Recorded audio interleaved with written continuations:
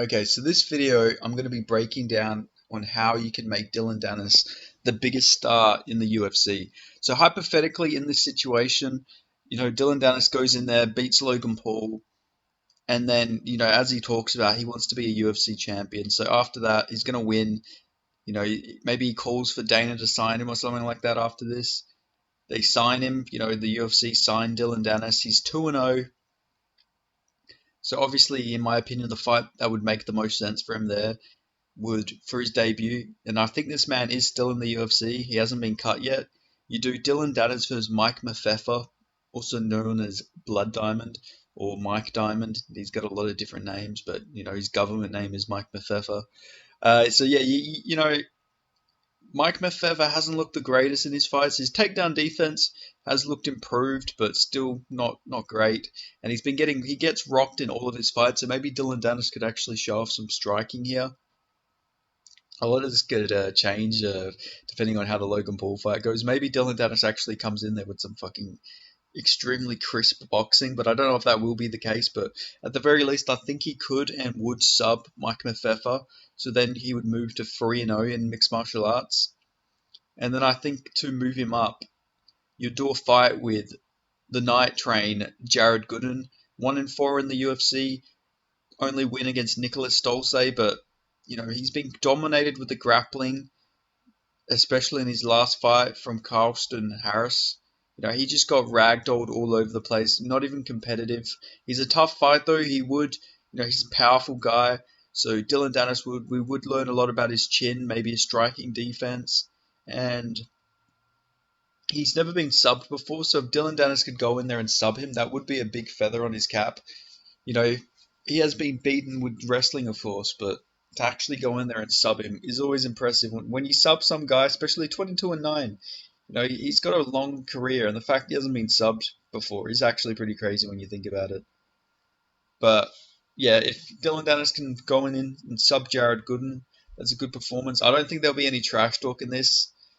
Like, I don't think Dillon Danis is going to find out Jared Gooden's girlfriend or wife or fiance if he's got a partner or anything like that. I don't think he's going to find any dirt on her.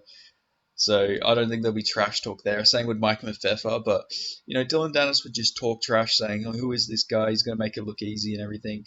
He talks a big game, and I think with the trash talk, he could just build the fight up against anybody in the UFC roster. But I think this is a really winnable fight for Dillon Danis. It's a tough fight, obviously, only 2-0 in MMA, so we don't really know too much about Dillon Danis as a mixed martial artist. We know his jiu-jitsu is legit, and I think he would be able to, at the very least, win a decision with his grappling against Jared Gooden. But it could be tough, But I do like Dillon Danis to get that one done. Now, the next fight I have to do for a Dillon Danis UFC run to build him as a superstar. You have Dillon Danis versus Abubakar Nurmagomedov, 2-2 in the UFC. Had a competitive fight with Alessi Dos Santos. He's not bad. I know people make fun of him for being like the worst of the Nurmagomedovs. He is. He's very undisciplined. I've seen videos of him with Demetrius Johnson, and they're like playing Apex or some shit like that. And he's literally like eating junk food and just playing.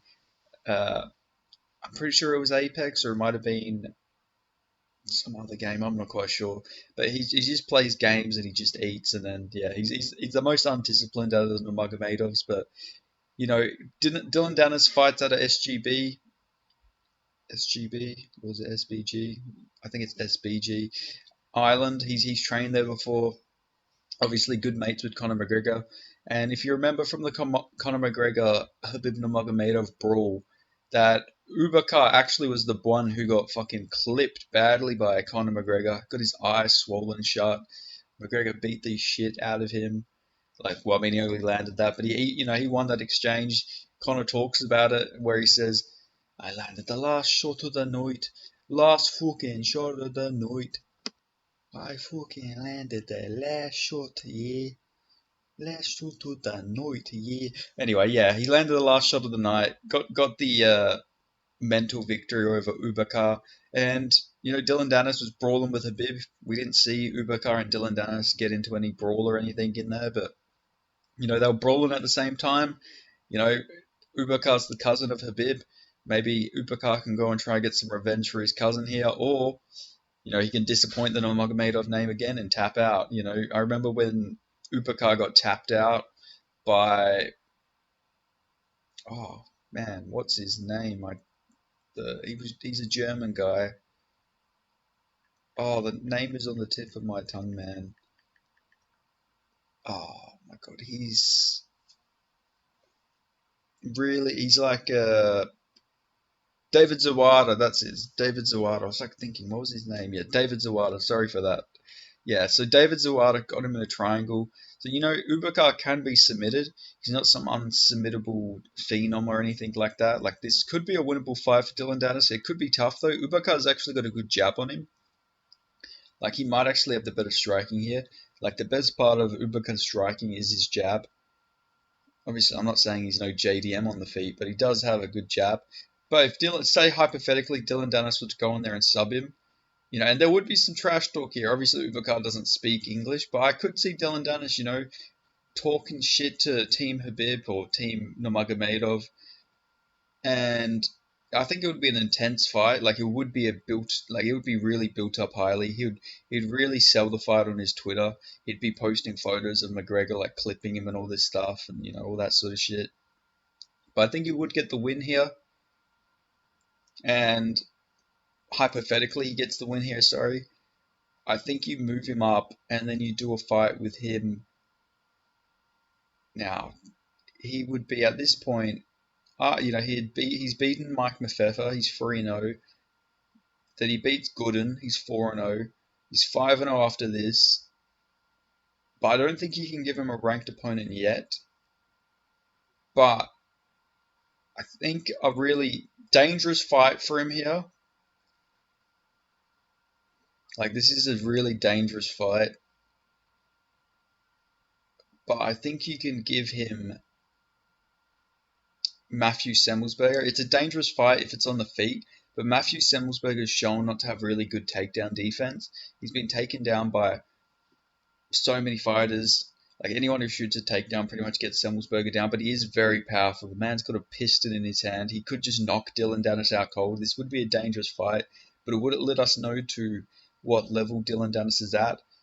But hypothetically, let's say he does go in there and beat Matthew Semmelsberger in a back and forth fight, or just subs him instantly.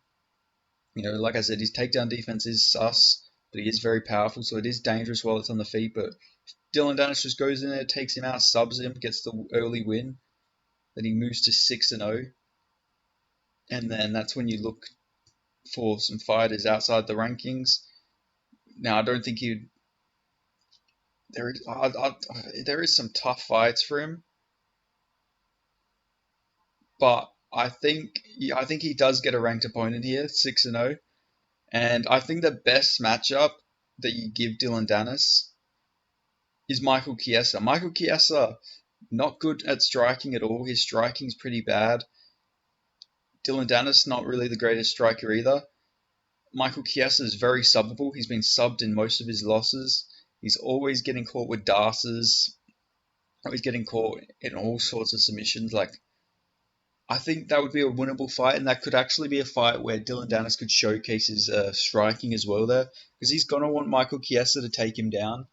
So if Chiesa does that, then he's fucked there. So it will probably have to be a striking fight, and hypothetically, Michael Chiesa and Neil Magny are on paper probably Dillon Danis' best matchups in the top 15. I'm not saying he would go in there and beat them, but hypothetically, these would be his best opponents in the welterweight division who are ranked. But yeah, let's just hypothetically say he does go in there and he subs Michael Chiesa. We'll say Chiesa just gets rocked or something and then goes in for a panic takedown and gets guillotined or something like that. Then Dillon Danis is ranked. He's 7-0. And then you do a fight that he was calling for. You do him versus Kevin Holland. There would be trash talk. They don't like each other. They've talked shit to each other in the past. Dillon Danis said it would be an easy fight. This would actually be a hyped build-up. You can put this on like a main card of a pay-per-view. You can have these two at the press conference. Just have Dillon Danis talk absolute shit. Also, going back to the Michael Chiesa thing, Dillon Danis would definitely bring up his mum, so that's always a bonus for the trash talk. He'd definitely piss Chiesa off and bring up his mum because he knows he would get under his skin. But then with Kevin Holland, plenty of trash talk there would be here.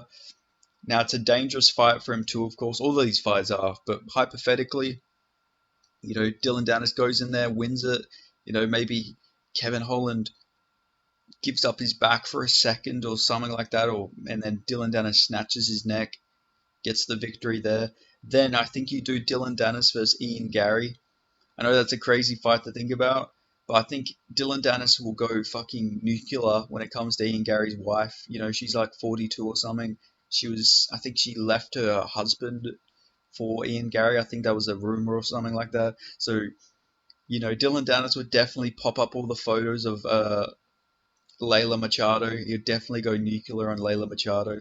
So I think that fight would make definitely a lot of sense if you want to build up the Dillon Danis hype train. It's a tough fight for him though. We don't really know much about Ian Gary's takedown defense. We might learn a lot after the Luque fight, but hypothetically in this fight, in this world, Ian Gary's already beat Luque. So he's like top 8, top 7 now.